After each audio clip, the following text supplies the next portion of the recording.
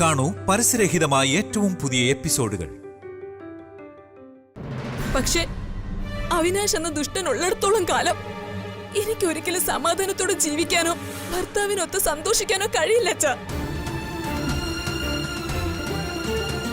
അതുകൊണ്ട് അവന്റെ തളർച്ച പൂർണ്ണമാവണം.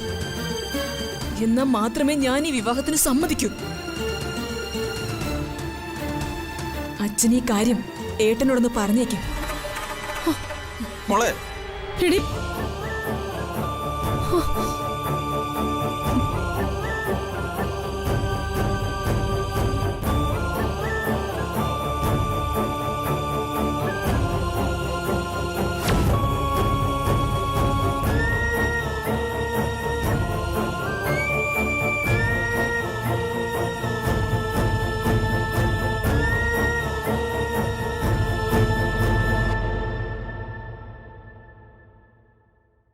പ്രിയ ഇങ്ങനൊരു സ്റ്റാൻഡ് എടുത്ത സ്ഥിതിക്ക് നമുക്ക് എന്ത് ചെയ്യാൻ പറ്റും ജയപ്രകാശ്? ഒരു പരിധിക്കപ്പുറം നമുക്ക് നിർബന്ധിക്കാനും പറ്റില്ലല്ലോ. അത് സാരിലടിക്കേ ആളിന്റെ മാനസികാവസ്ഥ എനിക്ക് മനസ്സിലാക്കാൻ പറ്റുന്നുണ്ടല്ലോ. ഞാൻ വേണമെങ്കിൽ പ്രിയയോട് ഒരു പ്രാവശ്യം കൂടി സംസാരിക്കാം. അതുകൊണ്ട് കാര്യമുണ്ടെന്ന് തോന്നുന്നില്ല. അവള് കുറച്ച് സമയമാണ് ആവശ്യപ്പെടുന്നത്. ആ സമയം ഈ കേസിന്റെ വിധി വരുന്നവരുള്ള സമയം. ഒന്നുകിൽ അവിനാശ് ജയിലിലാവണം, അല്ലെങ്കിൽ അവൻ എണീറ്റ് നടക്കാൻ പറ്റാതാവണം. അതാണ് അവളുടെ ആവശ്യം. ഡിക്കേ, ഈ നീതി ന്യായമൊക്കെ രണ്ടാണ്. ഈ കോടതി മുറികളിൽ വിധി പറയുമ്പോൾ നമുക്ക് കിട്ടുന്ന നീതി ഉണ്ടല്ലോ, അതൊക്കെ ഈ തെളിവുകളുടെ മാത്രം അടിസ്ഥാനത്തിലാ. അതാണ് ന്യായവിധി. പക്ഷേ കോടതി മുറിക്കൊക്കെ അപ്പുറത്ത് ദൈവത്തിന്റെ കോടതിയിൽ ഒരു ശിക്ഷയുണ്ട്. അതാണ് യഥാർത്ഥ നീതി. ആ ശിക്ഷയിൽ നിന്ന് മാറാനേ അവന് കഴിയില്ലടിക്കേ. പ്രിയ നല്ല മനസ്സുള്ള കുട്ടിയാണ്. വേറൊരാളുടെ ജീവൻ കൂടെ അപകടത്തിലാവണമെന്ന് വിചാരിച്ചാ ആ കുട്ടി ഈ തീരുമാനം എടുത്തിരിക്കുന്നത്. അതിപ്പോ പ്രിയയുടെ സ്ഥാനത്ത് വേറൊരു പെണ്ണായിരുന്നെങ്കിൽ ഈ കല്യാണത്തിന് എപ്പോഴും സമ്മതിച്ചേനേന്ന്. അപ്പോ എന്ത് ചെയ്യണമെന്നാ ജയപ്രകാശ് പറയുന്നത്? നമുക്ക് പ്രിയയ്ക്ക് അങ്ങോട്ട് കുറച്ചുകൂടി സമയം കൊടുത്താലോ? പക്ഷെ അതിനു മുമ്പ് എനിക്കൊരു ഡിമാൻഡ് ഉണ്ട് കേട്ടോ. എന്താ? മറ്റ് ചെറുപ്പക്കാരെ പോലെ എനിക്കുണ്ട് കുറച്ച് സ്വപ്നങ്ങളും ആഗ്രഹങ്ങളും ഒക്കെ. എന്റെ ചേച്ചി കല്യാണം പോലും കഴിക്കാതെ ജീവിക്കുന്നതേ എനിക്ക് വേണ്ടി അടിയിക്കേ. ചേച്ചി എന്നൊക്കെ പറഞ്ഞ അത് എന്റെ ചേച്ചി മാത്രല്ല കേട്ടോ, എന്റെ വളർത്തമ്മ കൂടിയാ. അപ്പൊ പിന്നെ എന്റെ ചേച്ചിയുടെ ആഗ്രഹത്തിന് എനിക്ക് സാധിച്ചു കൊടുക്കണ്ടേ? അതങ്ങ് കഴിഞ്ഞാ പിന്നെ എത്ര കാലം വെയിറ്റ് ചെയ്യാനും എനിക്ക് ഒരു കുഴപ്പമില്ല. എന്താ ചേച്ചിയുടെ ആഗ്രഹം? എന്റെ വിവാഹ നിശ്ചയം അത് മാത്രം വേഗം അങ്ങ് നടത്തണം. ഒരു മോതിരമാറ്റം അങ്ങ് നടത്തി കഴിഞ്ഞാൽ പിന്നെ കേസിന്റെ വിധി വരെയോ അതിൽ കൂടുതലോ കാത്തിരിക്കാലോ നമുക്ക്. പിന്നെ പ്രിയയുടെ താല്പര്യം അനുസരിച്ച് കല്യാണം തീരുമാനിച്ചാൽ മതിയല്ലോ.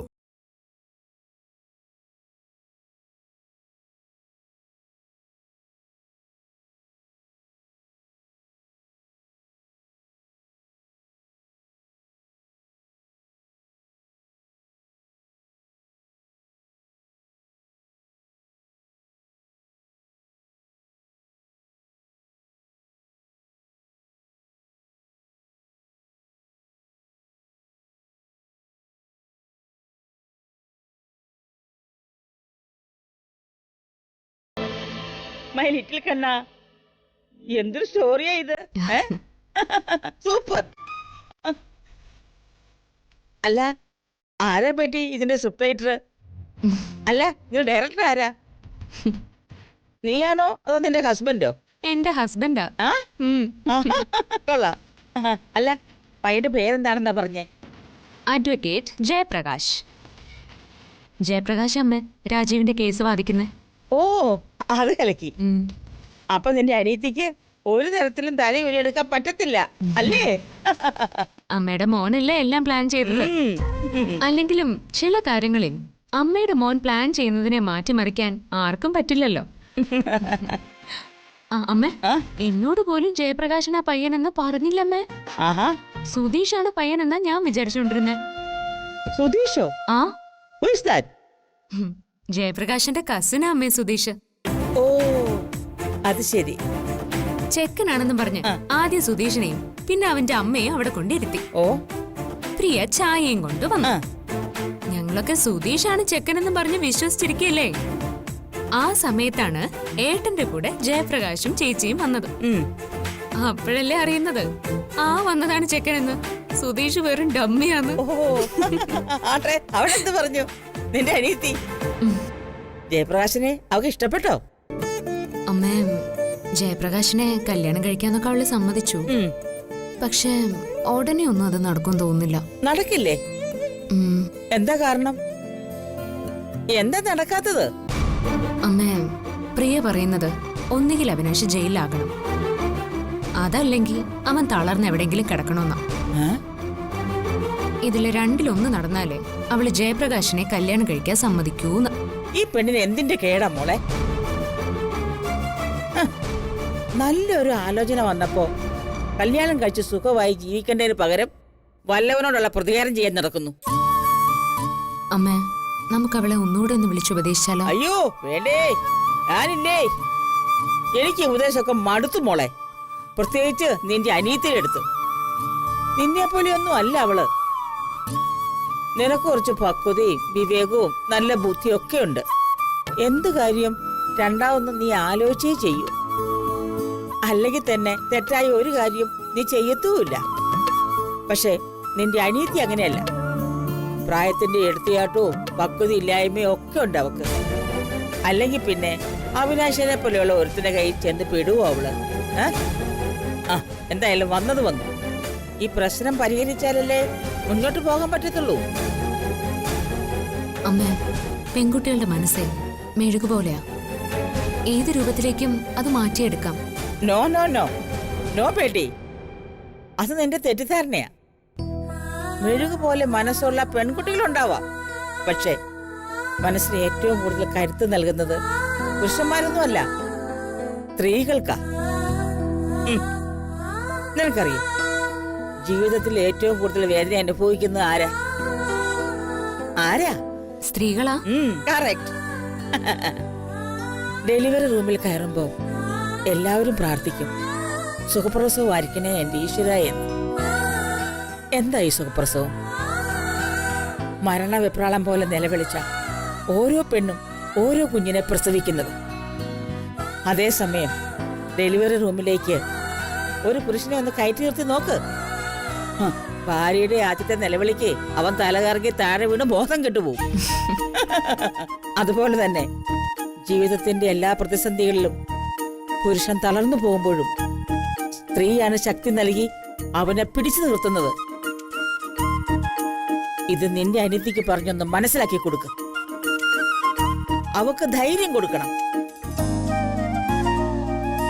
നീ ഈ കല്യാണത്തിന് പറഞ്ഞ് സമ്മതിപ്പിക്കണം. നീ വിചാരിച്ചാലേ ഇതൊക്കെ നടക്കൂ. എന്തായാലും വന്ന ചെക്കനെ എനിക്കിഷ്ടപ്പെട്ടു, ജയപ്രകാശ് വക്കീലിനെ. അയാളുടെ വീട്ടില് അയാളും ചേച്ചിയും മാത്രമേ ഉള്ളൂ അമ്മേ. അവന്റെ അച്ഛനും അമ്മയൊന്നുമില്ലേ? അവരൊക്കെ മരിച്ചുപോയതാ. നിന്റെ അനിയത്തിയെ അവൻ വരച്ച വര നിർത്തും, നീ നോക്കിക്കോ. കാര്യമൊക്കെ ശരിയമ്മേ, പക്ഷെ അവളിങ്ങനെ രണ്ടും കൽപ്പിച്ചു നിൽക്കുമ്പോ നമ്മൾ എന്ത് ചെയ്യാനാ? ഞാനൊരു വഴി പറഞ്ഞു തരട്ടെ. എന്ത് വഴി? വിവാഹ നിശ്ചയം. അവളും അവനും തമ്മിലുള്ള വിവാഹ നിശ്ചയം ഉടനെ അങ്ങോട്ട് നടത്തുക. അത് കഴിഞ്ഞ് അവനെ കൊണ്ട് അവളെ അങ്ങ് പ്രേമിപ്പിക്കുക. എന്നിട്ട് അവൻ മിടുക്കനാണെങ്കിൽ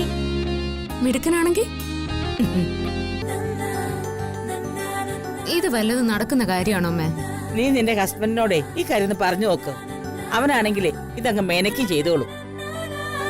അതെ, അവന് രാവണന്റെ കൂടെ ഇരിക്കുന്നത് നീ കരുതണ്ട, ശ്രീകൃഷ്ണന്റെ മനസ്സാ. ഓ, മോളോട് എനിക്ക് പ്രത്യേകിച്ച് പറഞ്ഞു തരണ്ടല്ലോ. അവന്റെ ഉള്ളിലെ പ്രേമത്തിന്റെ വൃന്ദാവനം കണ്ടവളല്ലേ നീ? അയ്യോ, ഞാണം വന്നു, ഞാണം. അപ്പൊ കഴിഞ്ഞ കുറെ ദിവസങ്ങളായി ഇതിനുള്ളിൽ നിങ്ങളുടെ ലവ് സീൻ കണ്ട മറ്റുള്ളവരുടെ കാര്യം എന്താ? മറ്റുള്ളവരുടെ കാര്യോ? അമ്മ എന്തൊക്കെയാ പറയുന്നേ? ഞങ്ങളുടെ ലവ് സീൻ കണ്ട് മറ്റുള്ളവർക്ക് എന്ത് കുഴപ്പമുണ്ടായത്? അതിനിപ്പോ ഞങ്ങള് ലവ് സീൻ ഒന്നും കാണിച്ചിട്ടില്ലല്ലോ. ഏട്ടി, പൂച്ച പാല് കുടിക്കുന്നതേ കണ്ണടച്ച. പക്ഷേ പൂച്ചയുടെ വിചാരി മറ്റാരും ഇത് കാണുന്നില്ല എന്നാ. ആ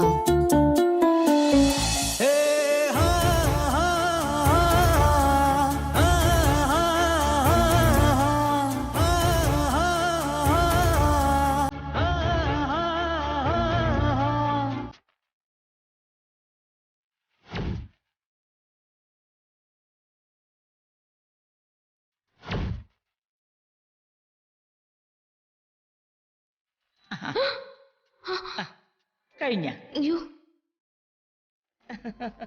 യഥാർത്ഥത്തിലേ മറ്റുള്ളവർക്ക് എല്ലാവർക്കും കണ്ണു കാണാം. പൂച്ചയ്ക്ക് മാത്രമേ കണ്ണു കാണാൻ മേലാത്തുള്ളൂ. മനസ്സിലായോ? ആ അമ്മ അതുകൊണ്ട് അതേ അടവ് തന്നെ നിന്റെ അനിയത്തിയുടെ കാര്യത്തിലും ഉപയോഗിക്കണം. അവനെ കൊണ്ടേ അവളെ പ്രേമിപ്പിക്കണം. എനിക്ക് അവൻ തന്നെ മതിയെന്ന് അവളെ കൊണ്ട് പറയിപ്പിക്കണം. അങ്ങനെ അവന്റെ കൈ പിടിച്ച് അവളെ അങ്ങോട്ട് കൊടുക്കണം. പക്ഷേ അതൊക്കെ എൻഗേജ്മെന്റ് കഴിഞ്ഞിട്ട് മതി കേട്ടോ. എൻഗേജ്മെന്റിന് അവളെ എന്ത് പറഞ്ഞ് സമ്മതിപ്പിക്കൂന്നോ? അതൊന്നും എനിക്കറിഞ്ഞുകൂടാ. അതൊക്കെ നിന്റെ ഹസ്ബൻഡിന്റെയും മിടുക്ക് പോലെ ഇരിക്കും. ഞാൻ ഒരു വഴി പറഞ്ഞു തന്നേ ഉള്ളൂ, ലവിലേക്കുള്ളൊരു വഴി. അത് കഴിഞ്ഞ് മാരേജിലേക്കുള്ള വഴി. നീ എന്ന് ട്രൈ ചെയ്ത് നോക്കുമോളെ. ഇതിൽ കൂടുതൽ ഉപദേശമൊന്നും ഈ അമ്മയുടെ കയ്യിലില്ല. ഓക്കേ? പാവം ബേട്ടി.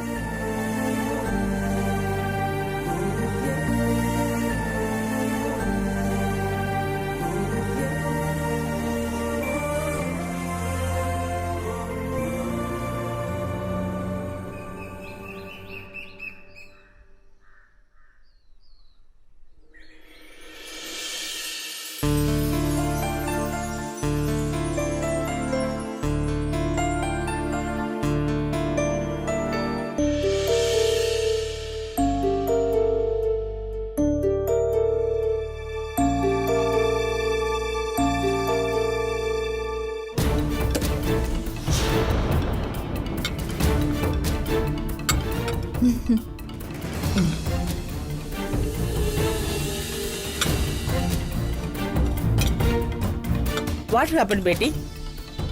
എന്ത് പറ്റി? വിശപ്പില്ലേ? എനിക്കെന്തോ കഴിക്കാൻ തോന്നുന്നില്ല അമ്മ. നോ നോ നോ നോ, അങ്ങനെ പറഞ്ഞാൽ പറ്റില്ല. ബ്രേക്ക്ഫാസ്റ്റ് കഴിച്ചില്ലെങ്കിലേ ഹെൽത്ത് ശരിയാവില്ല. കഴിക്കേ.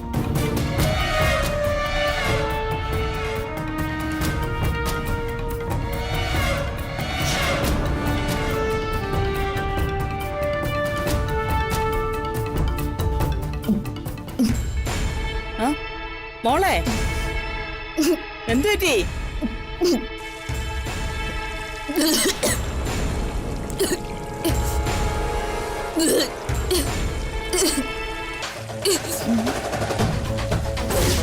ഈശ്വര, ഇവളെ കുഴപ്പിച്ചോ?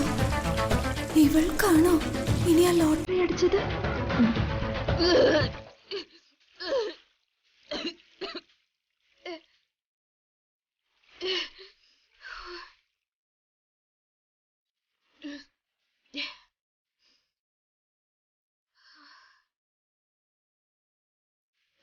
എന്താ മോളെ, എന്താ പറ്റിയേ? എന്താന്നറിയില്ല അമ്മ. രാവിലെ തൊട്ടൊരു മനം പുരട്ടില്. എന്ത് പറ്റിയമ്മ? ഇവിടെ ഛർദിച്ചെന്നേ. മോളെ പതിവില്ല, നീ എന്തെങ്കിലും കഴിച്ചോ? ഇല്ലമ്മേ, ഞാനൊന്നും കഴിച്ചില്ല. നീ അങ്ങോട്ട് ചെന്നേ. ജ്യോതി,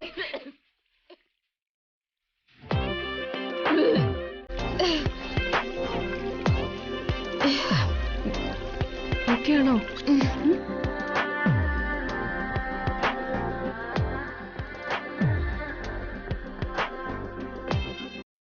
ബേട്ടി, നീ ഫസ്റ്റ് അടിച്ചോ? ബേട്ടി, ബേബി കമ്മിങ് ആകാറായോ? ദൈവമേ, നശിപ്പിച്ചു. ഇവളെല്ലാം നശിപ്പിച്ചു. ആ ബേട്ടി, നമുക്കേ ഹോസ്പിറ്റലിലേക്ക് പോകാം അല്ലേ? അല്ലെങ്കിൽ ഒരു കാര്യം ചെയ്യാം, നമുക്ക് ഡോക്ടറോട് ഇങ്ങോട്ട് വരാൻ പറയാം. ഒന്നും വേണ്ടമ്മേ, ഇത് കുറച്ച് കഴിയുമ്പോ അങ്ങ് മാറിക്കോളും. ഇതങ്ങനെ മാറുമെന്ന് എനിക്ക് തോന്നുന്നില്ല. ഇത് മാറണമെങ്കിലേ 10 മാസം കഴിയണം. ഇതിനകത്ത് കുഞ്ഞോ ഉണ്ടോ? ഒന്ന് പോടി അവിടുന്ന്. അതൊന്നും അല്ലാന്ന്. ആണോ അല്ലയോന്ന് ഡോക്ടർ പറയട്ടെ.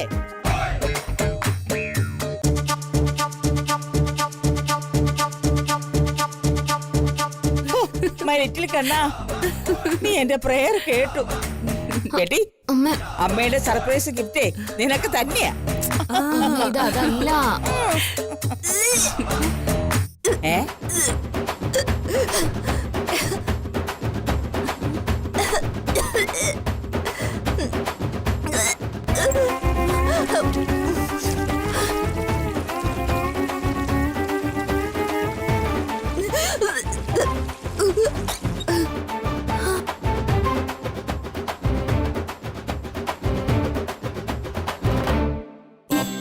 അയ്യോ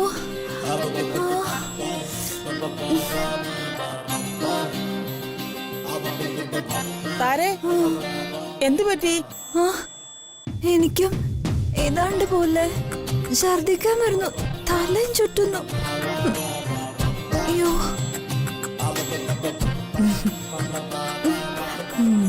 ഇത് ഒറിജിനലാണോ അതോ? മിണ്ടാതിരിക്കടി. അങ്ങനെ അവളിപ്പോ ബമ്പർ അടിക്കാൻ ഞാൻ സമ്മതിക്കില്ല.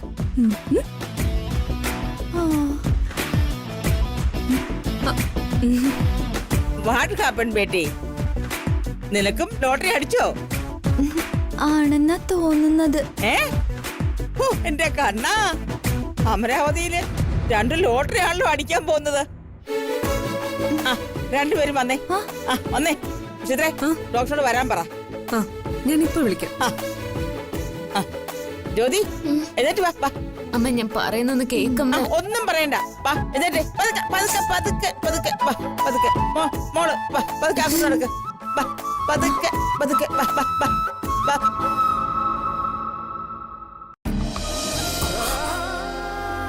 സത്യമാണ് ജ്യോതി, ഇത് ഞാനൊരു അച്ഛനാകാൻ പോവാണോ?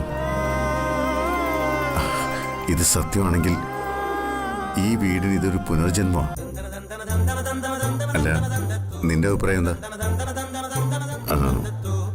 ഇതൊരു ആൺകുട്ടിയായിരിക്കോ അതോ പെൺകുട്ടിയായിരിക്കോ? എന്റെ ഈശ്വര, അതൊന്നും ഇപ്പൊ അറിയാൻ പറ്റില്ല ഏട്ടാ. ഒരു സ്ത്രീയുടെ വയറ്റിൽ ഒരു ഭ്രൂണം ജന്മം എടുത്ത ഏകദേശം ഒരു 3 മാസം വരെ അതൊരു പാമ്പിന്റെ രൂപത്തിലായിരിക്കും ഏട്ടാ. ഒരു തലയും വാലും അത്രേ ഉണ്ടാവുള്ളൂ. 90 ദിവസം കഴിയണം അതിനൊന്ന് രൂപം വെച്ച് തുടങ്ങാൻ. അതിനുശേഷം പിന്നെയും ഒരുപാട് മാസം കഴിയും കുട്ടി ആണാണോ പെണ്ണാണോ എന്നൊക്കെ തിരിച്ചറിയാൻ. കുഞ്ഞുങ്ങൾ ഈശ്വരന്റെ വരദാനമാണെന്നാ പറയുന്നത്. ആണായാലും പെണ്ണായാലും ആ കുഞ്ഞ് നല്ല വ്യക്തിയായിട്ട് വളരണം, അത്രേ വേണ്ടൂ. എന്തൊക്കെ സ്വപ്നങ്ങളായി കാണുന്നേ. അതെ, ഇത് പ്രഗ്നൻസി ആണോ അല്ലയോ എന്ന് പോലും ഡോക്ടർ വന്ന് കൺഫേം ആക്കിയിട്ടില്ല. അതിനു മുമ്പ് ഈ സ്വപ്നം കാണല് തുടങ്ങിയോ? മുൻപില്ലാത്ത സ്വപ്നങ്ങളാ ജ്യോതി ഞാനിപ്പോ കാണുന്നത്. ആഹാ, കൊള്ളാലോ. സത്യം, നീ എൻ്റെ ലൈഫിലേക്ക് വന്നു കഴിഞ്ഞപ്പോൾ ഇതുവരെ ഞാൻ അനുഭവിച്ചിട്ടില്ലാത്തൊരു സന്തോഷവും ഇതുവരെ കാണാതിരുന്ന പല കാഴ്ചകളും കേൾക്കാതിരുന്ന വാക്കുകളും ഒക്കെ എനിക്ക് വല്ലാത്ത സന്തോഷം തരുന്നുണ്ട്. ഏട്ടാ എന്തായാലും ഡോക്ടർ ഒന്ന് വന്നോട്ടെ, എന്നിട്ട് മതി ഈ സന്തോഷവും സ്വപ്നം കാണലും ഒക്കെ.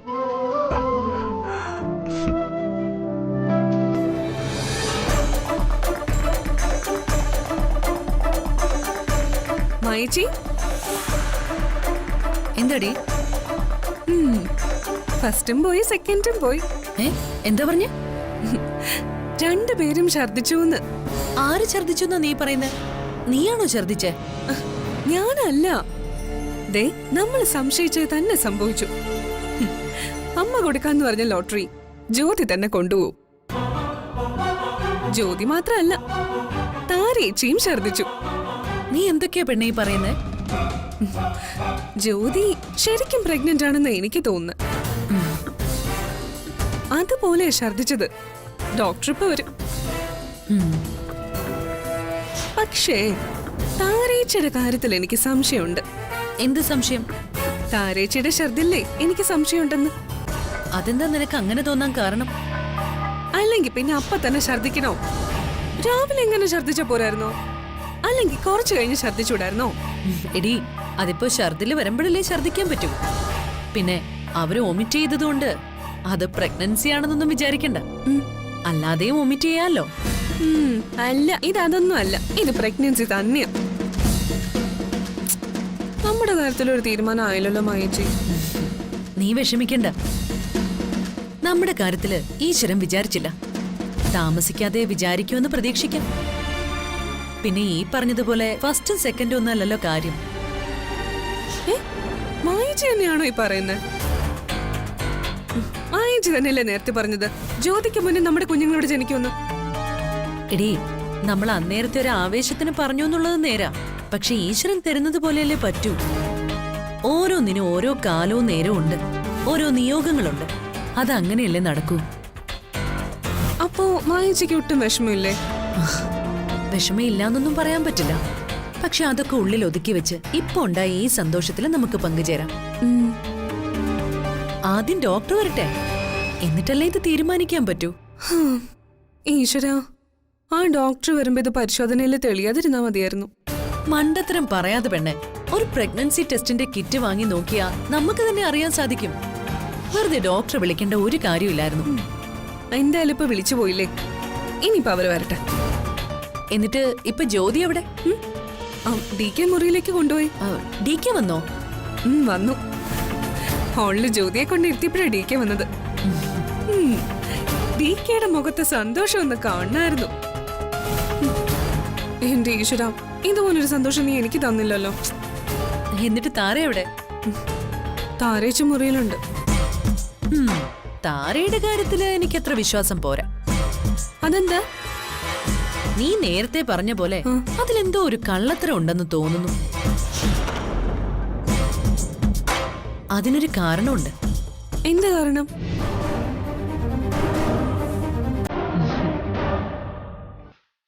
മോളെ കഴിക്ക്.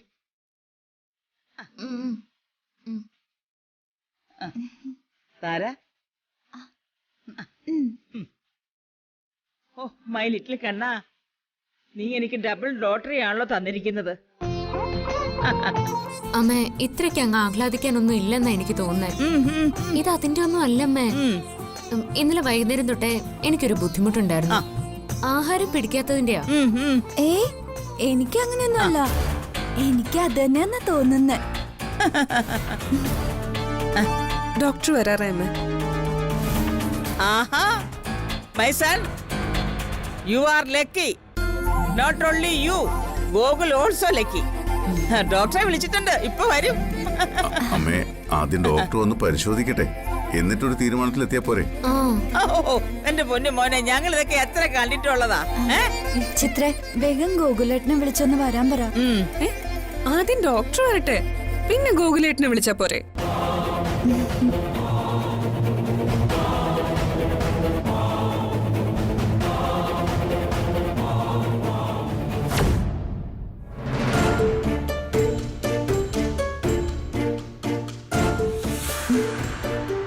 ഇതെന്താ ഇങ്ങനെ നോക്കുന്നത്? നീ ഛർദിച്ചത് പ്രഗ്നന്റ് ആയതുകൊണ്ടാണോ അതോ ബാക്കിയുള്ളവരെ പറ്റിക്കാൻ വേണ്ടി ചെയ്തതാണോ?